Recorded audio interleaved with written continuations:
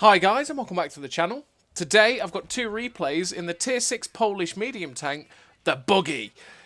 Fun little derpy ass memey medium tank that is at tier 6. I love the Bugi. It's a hell of a lot of fun. It's a really solid little medium tank as well. It actually has two ways you can play it. I prefer to run the 100mm gun because I'm an alpha whore. I like higher alpha. Or you can use a 90mm gun, which is less derpy, has better pen, and is a bit more accurate. And I know, like, Randy is a really big fan of this tank with the 90mm. He really likes that gun. If you check out his videos on the Bugi on his channel, you'll see him using the 90mm.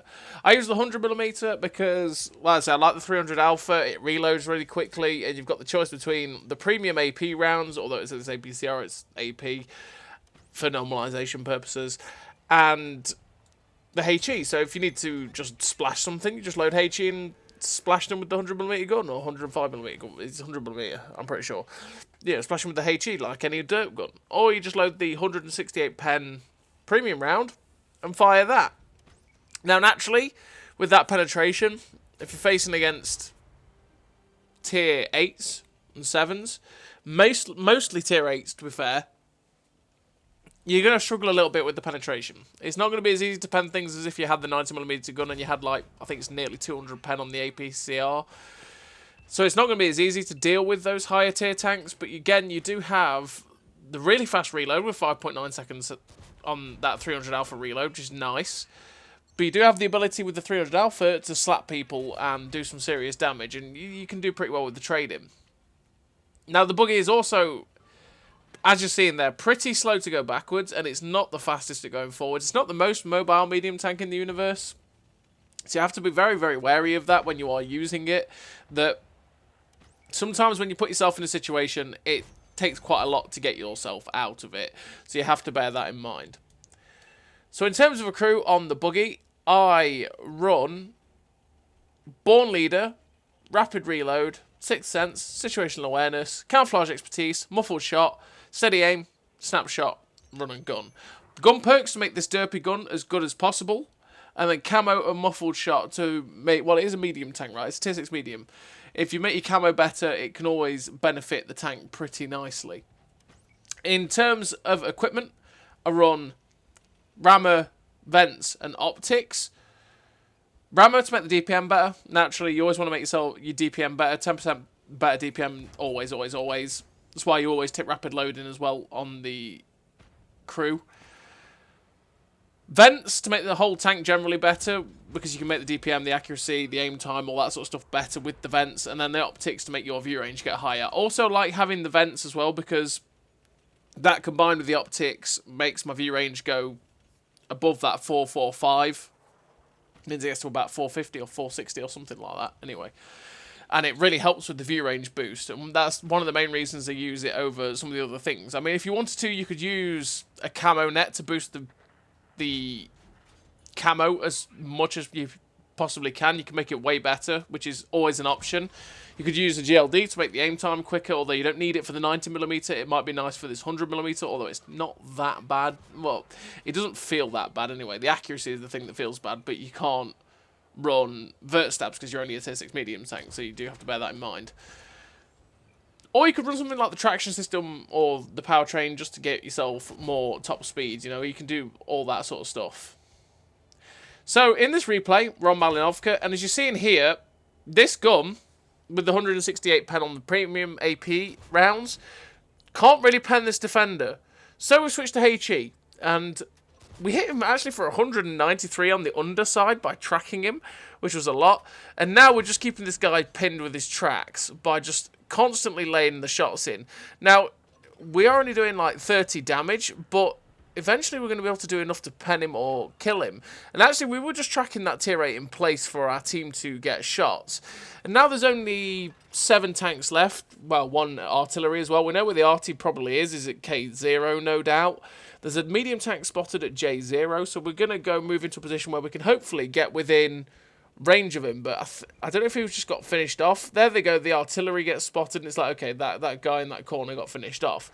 So there's 3 heavy tanks, a light tank, and the tank destroyer, who is just over there. We try and pop a shot at the stem target P, but unfortunately the gun just derped, so we didn't really aim it very much either, so it missed.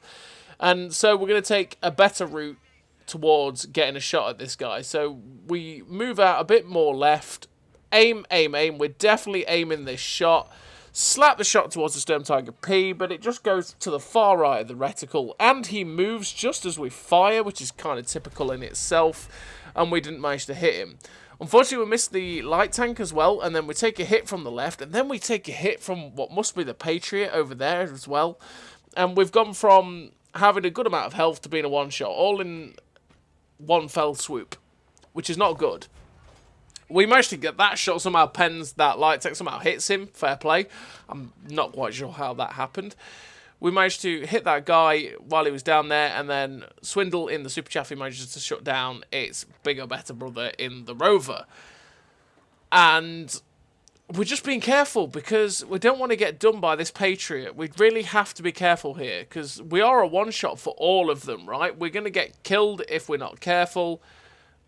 We don't want to die at this point. We're having a pretty decent game. We're spotting these guys. You've seen our spotting just shot up to 2,500. We're keeping them lit, which hopefully our team will keep peppering them. In fact, they're all dead, so that's the main thing. There's only one tank left, and that is this Patriot. The whole team is starting to bear down on him. I want to try and get there to get a shot or two into him before he gets wrecked, pretty much.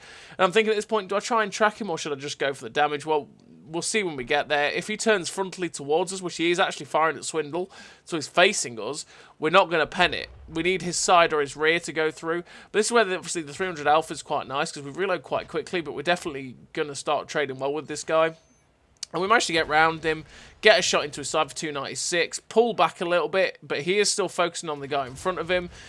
Get another shot into his back end, and we're just watching it because Swindle's like, man, you're blocking my shots. And I'm like, sorry. We managed to get the shot in to finish off the Patriot. And we finished with the victory. 2 kills, 2.4k damage, 2.5k assistance. That's 5k combined in a tier 6 medium tank, which is really nice. Ace tanker and 1736 base XP. A really nice game for the Bugi in a bottom tier game. Although there weren't too many tier 8 tanks in there, but it was still a bottom tier game. And we had a pretty nice game. We showed really what the Bugi can do with the 100mm gun, and it also showed that it's quite nice to have that ability to switch. You know, we've got the pen for the 300 round AP round, right? We have the 168 pen. We have the ability to pen a lot of tanks we're going to face. We have the ability to keep hitting them consistently for 300 if we hit, because the gun is derpy. We'll stress that. This 100mm gun is very derpy and sometimes can be very inconsistent, which is why the 90mm is probably the more consistent, better gun to use. But the DPM is better on this tank, on this gun, and if it does work, it can be fantastic and it can be really enjoyable. And in that game, it was quite nice because we showed that it slaps, and you can keep smacking people with this for 300 alpha quite nicely. But if you can't pen them, you can just switch to HE and start splashing them like any other derp gun. And you saw with the Defender. Now, naturally, when we splashed his underside and shot him in the sort of what I'd call smarter locations for HE, which is the more underside of the tank and hitting the underbelly of him, we were doing a decent amount of damage. You saw we shot his underside of his track for 192 with HE, which is good. I mean, we wouldn't have penned it ever with the AP round, but we managed to do a bit of damage with the HE. And then he got to a position where we couldn't really do too much damage to him, but we were constantly pinning him for like 30 or 40 damage, and that just basically meant he was useless because he couldn't move, and our team managed to get around him and pop shots at him. And even then, we probably still would have been able to finish him off with the HE eventually, because we have so many rounds in this tank. I mean, this tank carries so many rounds, it's unbelievable. So now we're on the second game. We're on Duckler Pass, and on Duckler Pass, it's Duckler Pass Encounter, so both teams are spawned either side of this hill. And we do have to be careful here because, as one makes itself known, artillery can slap you in this position.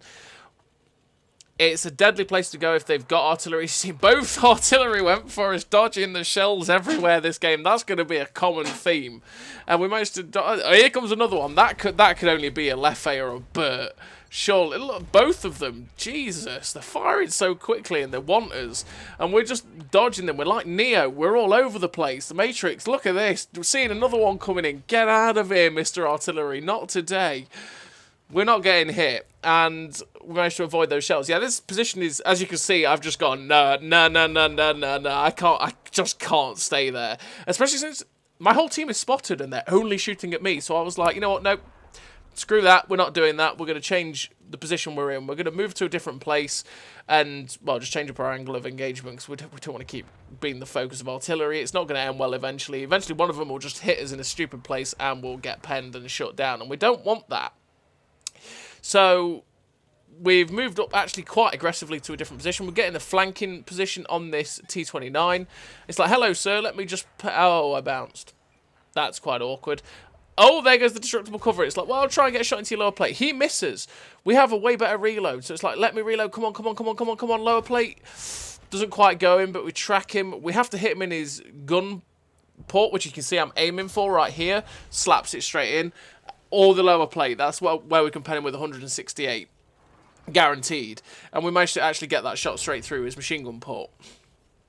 Fun fact, that machine gun port is actually really pennable if you have, like, 80mm of pen.